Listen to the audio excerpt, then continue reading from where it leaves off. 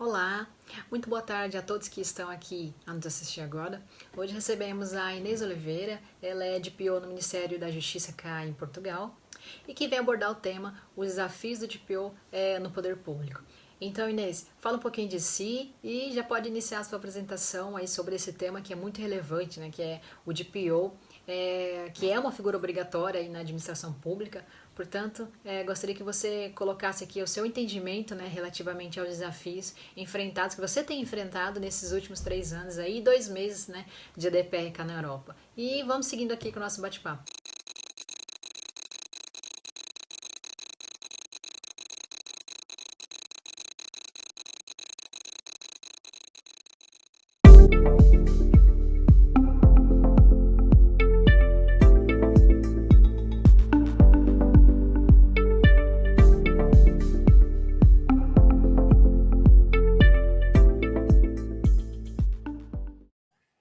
Então, o meu nome é Inês Oliveira, sou de facto encarregada de proteção de dados do Ministério da Justiça. Já estou no Ministério da Justiça há cerca de 10 anos e entrei para um organismo que se chama Direção-Geral da Política de Justiça como consultora de política legislativa, portanto a apoiar os procedimentos legislativos, digamos assim, regulamentares da área da justiça. Desde 2013 comecei a acompanhar as matérias na União Europeia de proteção de dados e comecei a ser a representante portuguesa nos grupos de trabalho da proteção de dados, incluindo no grupo de trabalho que estava a negociar o Regulamento Geral de Proteção de Dados. E, portanto, desde 2013 que acompanho ao nível da União Europeia a todos os grupos de trabalho que se dedicam a esta matéria e de forma natural, digamos assim, em 2018, quando a senhora Ministra teve que nomear um encarregado de proteção de dados, nomeou-me a mim, precisamente porque já tinha esta experiência, esta bagagem de ter estado na negociação do Regulamento Geral de Proteção de Dados. E depois nomeia-me com duas intenções muito claras. Primeiro, cria um modelo uniforme, e por isso é que no Ministério da Justiça existe apenas um encarregado de proteção de dados, e depois eu tenho pontos focais nos organismos, mas enfim, temos um modelo único, e portanto no Ministério da Justiça, nesta área governativa que agrega 16 organismos, existe apenas um encarregado de proteção de dados, que sou eu, e depois porque o meu estatuto enquanto trabalhadora é de consultora, e portanto que me permite ter a independência e isenção necessária para a minha função. E, portanto, eu não sou técnica superior, não tenho um contrato de trabalho em funções públicas, tenho uma categoria especial de consultora e por isso mesmo é que também acho que estão reunidas as condições para eu ser encarregada de proteção de dados. Sempre defendi que um técnico superior não deve sê-lo, precisamente porque no âmbito da sua carreira e categoria está sujeito a instruções e ordens, e um DPO não pode ter instruções e ordens. E, portanto, esta questão da isenção e da independência é muito importante. Além desta minha faceta profissional, sou presidente de uma associação de DPOs em Portugal, a APDPO, que eu tenha conhecimento em Portugal existem duas associações de profissionais da proteção de dados, é a APDPO, na qual eu sou presidente, e existe também uma outra, e nestas vestes das atividades associativas acabo por ter muito contacto com o mundo das empresas e sem dúvida que para mim esta atividade associativa é muito importante para a minha formação e para ir conhecendo o tecido dos profissionais em Portugal e porque me permite também dar formação e nas formações que eu dou aprendo sempre mais do que os meus formandos, porque é a experiência do dia a dia que me leva a incrementar os meus conhecimentos. Eu acho que o grande desafio de um encarregado de proteção de dados, pelo menos no setor público, é a sensibilização da alta direção. É sensibilizar quem decide para a importância da proteção de dados e da privacidade. Acredito que no setor privado essa sensibilização também seja uma grande dificuldade. E no setor privado temos digamos assim, um fator crítico que é o lucro que esse investimento em privacidade possa gerar. No setor privado isso acontece, mas no setor público isso não acontece. E, portanto, não há um lucro que se repercuta dos investimentos em privacidade e, sem dúvida, que sensibilizar os altos dirigentes dos organismos públicos para investirem em proteção de dados tem sido a minha maior dificuldade.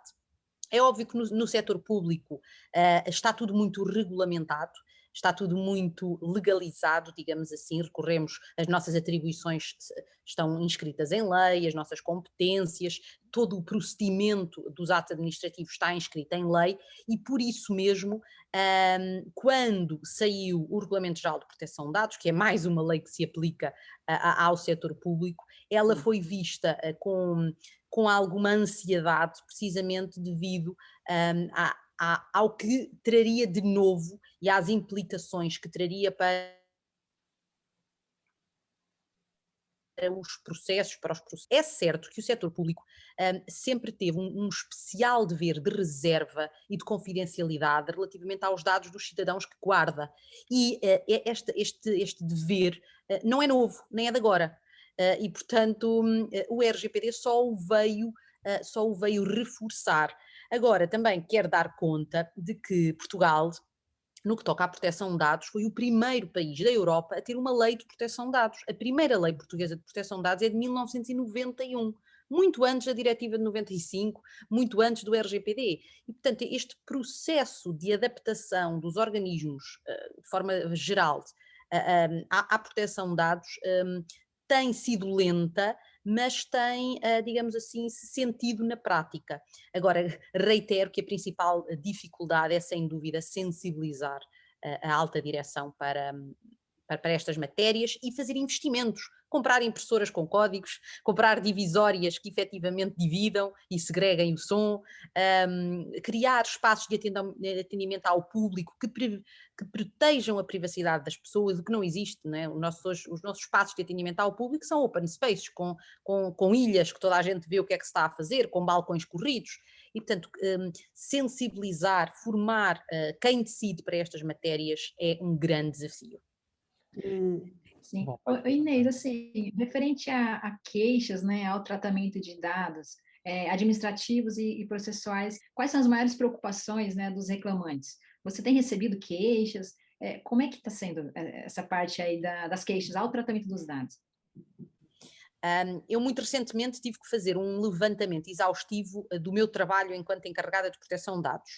E nessa contabilização emiti cerca de 300 pareceres em 3 anos e recebi apenas 50 queixas de titulares dos dados.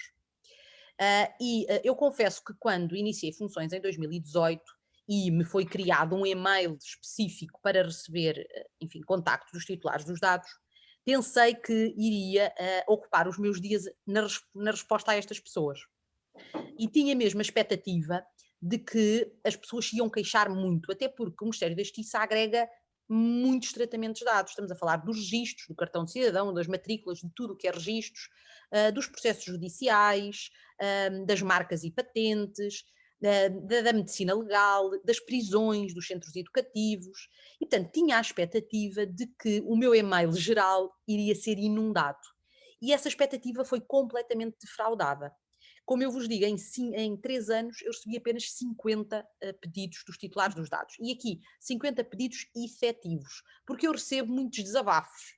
Eu recebo muitos e-mails com desabafos, a contarem a história desde pequeninos, mas que não são verdadeiras reclamações, verdadeiros pedidos dos titulares dos dados. E confesso-vos que este número, sem dúvida, me espanta, acho que é muito, muito, muito pequeno. Das duas uma, ou temos um cidadão médio pouco sensibilizado, que não conhece os seus direitos e que portanto não os usa, ou temos um cidadão médio mais sensibilizado, mas que desvaloriza a figura do encarregado de proteção de dados e se calhar vai logo à CNPD, vai logo à Comissão Nacional de Proteção de Dados. E portanto isso não sei, isso são especulações minhas. O que é um facto é que eu tenho poucos pedidos efetivos de titulares dos dados, o que me surpreende, porque efetivamente pode querer dizer que as pessoas estão muito pouco sensibilizadas para esta matéria, o que me deixa muito entristecida, obviamente, porque até na comunicação social a proteção de dados tem sido cada vez mais difundida e, portanto, espero que num futuro próximo haja mais queixas, haja mais reclamações e as pessoas estejam mais informadas dos seus direitos. Perfeito. Uma dúvida que eu tenho aqui, né, Inês, assim, a gente atua como DPO só no mercado privado, né? A gente atua em grandes empresas do mercado privado, de retalho, entre outras entidades. É, e um grande desafio que a gente tem hoje é a gestão do consentimento, né? Porque hoje o mercado privado, na verdade, tem muitos titulares, principalmente quando a gente fala de mercado do retalho, né, das indústrias mais de retalho, que acaba tendo muitos dados de titulares, né? E para gerir tantos consentimentos é um grande desafio. Esse também é um desafio que você enfrenta hoje no poder público, né? Gerir consentimentos? Não, de todo. Não. O DPO no setor público não tem esse problema. E eu vou explicar porquê.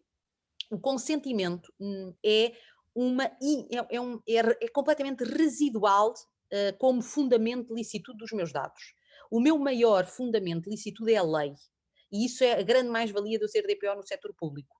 Como o setor público é muito regulado e existem leis para tudo e para mais alguma coisa que atribuem a competência e a atribuição aos organismos, é com base nessa lei que eu vou fazer o tratamento de dados. E, portanto, o meu fundamento primeiro para os tratamentos de dados que eu tenho nos meus organismos é a lei. Está prevista em decreto-lei, em regulamento, está sempre prevista em lei. Portanto, a base legal é o primeiro dos meus fundamentos. E eu confesso-vos que haver uma lei é muito confortável para o DPO, é muito confortável, porque o seu aconselhamento tem que se basear precisamente no texto da norma. Independentemente de eu, em alguns casos, poder achar que a norma até não se coaduna com o RGPD e a norma devia ser alterada, não obstante isso, em leis, por exemplo, da Assembleia da República, é lei a lei. E, portanto, é um trabalho mais facilitado porque o meu fundamento principal é a lei. Depois, o segundo grande fundamento que eu tenho são os contratos. Ao abrigo, nomeadamente os contratos públicos, é que há muito tratamento de dados. O consentimento é completamente residual no setor público. Há consentimento para quê? Para os organismos mandarem a newsletter aos cidadãos que o requeiram. Existe consentimento para algumas gravações de reuniões, existe consentimento para tirar algumas fotografias no âmbito laboral, por exemplo. E, portanto, o consentimento é completamente residual no setor público. E deixe-me atrever-me a dizer-me uma coisa. Eu acho que no setor privado os consentimentos também são sobrevalorizados. Porque, efetivamente, aquilo que eu me tenho apercebido é que existem muitos tratamentos de dados que podem ser feitos, que são legítimos, com base em contratos, e mesmo assim se pede o consentimento, sem qualquer necessidade de o pedir.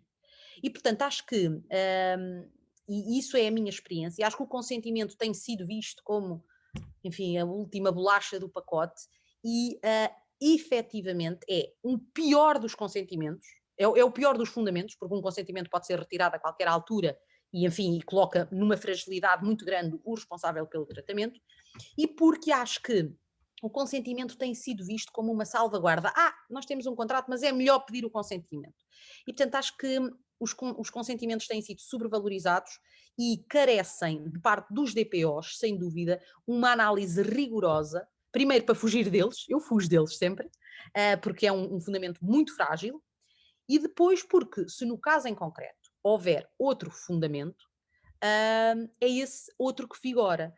Agora, também deixem-vos dizer uma coisa: muitas vezes o consentimento tem sido visto como eu, empresa, não quero recorrer ao interesse legítimo, porque o interesse legítimo é um conceito escorregadio, então não quero recorrer a ele, então, pumba, vou pedir um consentimento. E muitos desses consentimentos são completamente desnecessários.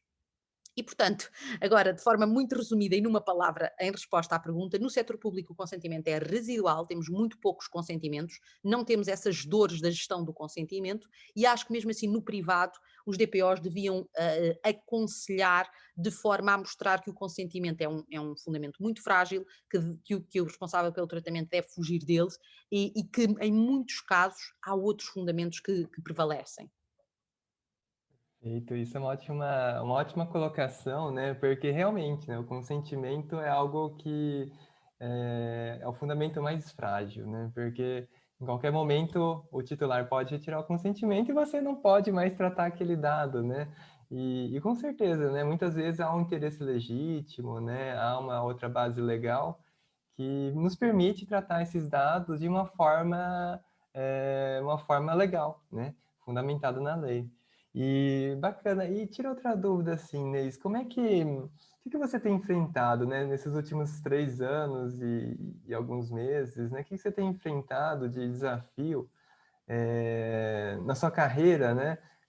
Tanto e acompanhado até o mercado, né, cá em Portugal e outros países aqui da Europa, né? Como é que você tem visto a evolução do próprio GDPR na União Europeia, né, do RGPD cá em Portugal? Como é que você tem visto isso? Ora bem, eu sou muito cética. Acho que Portugal não tem uma cultura de proteção de dados. Está muito longe de ter uma cultura de proteção de dados. E, hum, e acho que nós cá precisávamos de uma autoridade de controle que fiscalizasse mais e que aplicasse mais coimas. Que assustasse com coimas grandes, porque em 3 anos do Regulamento Geral de Proteção de Dados, as coimas contam-se em 2 mãos, as coimas efetivas, temos muito poucas fiscalizações, temos uma autoridade de controlo muito parada. Por exemplo, apenas em 2021 é que ela publica os relatórios de atividades de 2019 e 2020. Não faz eventos de sensibilização, não organiza eventos, publica deliberações, tudo bem, que já constituem doutrina da proteção de dados, mas tem muito poucas orientações, ou nenhumas mesmo, de guidelines. Apoia-se muito no trabalho do Comitê Europeu para a Proteção de Dados, mas tem uma produção muito pequena. E eu acho que para esta cultura de proteção de dados, que nós profissionais queremos trabalhar, nós precisamos de uma autoridade de controle muito assertiva, que fiscalize, que aplique coimas, porque se não houver fiscalização, as empresas vão se relaxar. As empresas e as organizações em geral vão se relaxar. Se não acontece nada, para que é que eu vou me estar a preocupar? E, portanto, este facilitismo que os portugueses são pródigos em ter, vamos ver o que é que acontece, não é? Deixa ver o que é que acontece. Sempre à espera que haja uma multa ou uma coima, faz com que a proteção de dados, infelizmente, não seja levada a cabo.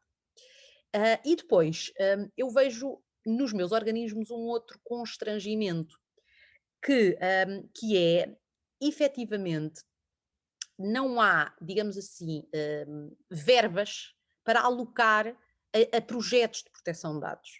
E, portanto, o dinheiro que têm é para comprar impressoras, é para comprar mesas, e, portanto, não há cabimentação orçamental para projetos de proteção de dados. E eu dou-vos um exemplo concreto de um projeto que se tem arrastado no tempo, precisamente porque não há dinheiro para o desenvolver de forma célere. Nós em Portugal temos a obrigatoriedade de publicar acórdãos dos tribunais. As decisões dos tribunais têm que ser públicas, mas as decisões dos tribunais têm muitos dados pessoais.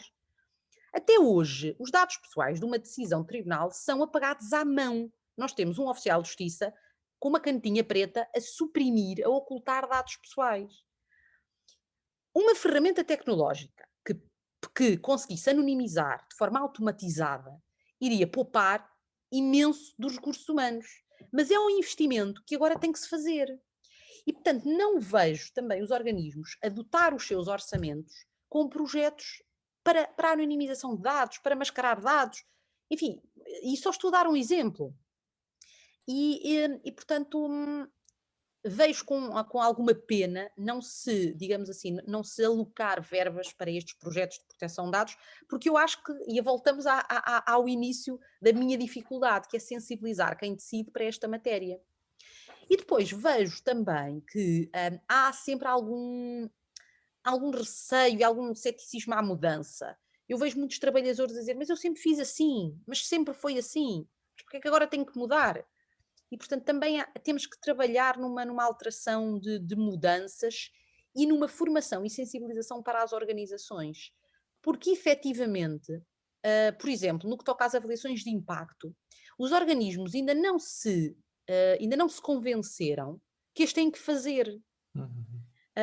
E acredito que as empresas seja igual. E, portanto, há, sem dúvida, uma grande falta de sensibilidade para estas matérias, até de conhecimento das próprias obrigações neste âmbito, e nós, profissionais nesta área, temos que ter aqui um papel essencial de sensibilização, mas acima de tudo de mostrar para o setor público e não só, que a privacidade é, antes de mais, um benefício reputacional para a organização, mas que, acima de tudo, também é um benefício económico. E temos que o conseguir demonstrar. E acho que isso tem sido cada vez mais difícil, até porque o cidadão médio não sei se preocupa assim tanto com a privacidade, porque publica tudo na internet, descarrega as aplicações todas e diz tudo. E é curioso que nós já vamos tendo em Portugal decisões dos tribunais que proíbem pais de publicar fotos dos filhos nas redes sociais. Vejam como têm que ser os tribunais a fazê-lo. E, portanto, se calhar estamos aqui a falar também, antes de mais, de uma necessidade de formar a sociedade civil, a população, para a importância da privacidade. E há um livro muito recente de uma investigadora que diz que privacidade é poder, e é por aí mesmo. Nós não temos nada a esconder, mas privacidade é poder. É verdade. Não, muito bem falado, realmente. Esse é um grande desafio que nós vemos que não só cá em Portugal, mas no Brasil, na Colômbia, outros países que a gente tem atuado também. É um grande desafio que, na verdade, acho que não só as entidades públicas, como as privadas também enfrentam, né, Inês?